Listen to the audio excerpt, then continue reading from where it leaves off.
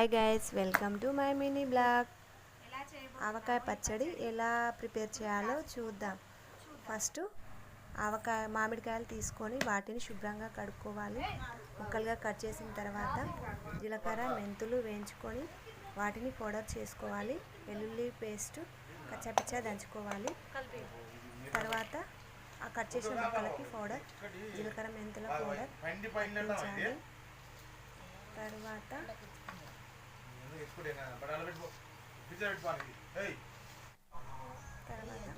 Oil stove on చేసి pan పెట్టుకొని అందులో ఆయిల్ పోసి 1/2 kg పోపు దినుసులు వేయాలి. ఒక బేషన్ తీసుకొని అందులో కారం, వెల్లుల్లి పేస్ట్, జీలకర్ర మెంతుల పొడి అన్నీ అందులో వేసి మిక్స్ చేయాలి. మిక్స్ చేసిన తర్వాత అందులో జీలకర్ర మెంతుల పౌడర్, కాగబెట్టిన ఆయిల్ పోయాలి. ఆయిల్ పోసిన తర్వాత ఆయిల్ అంతా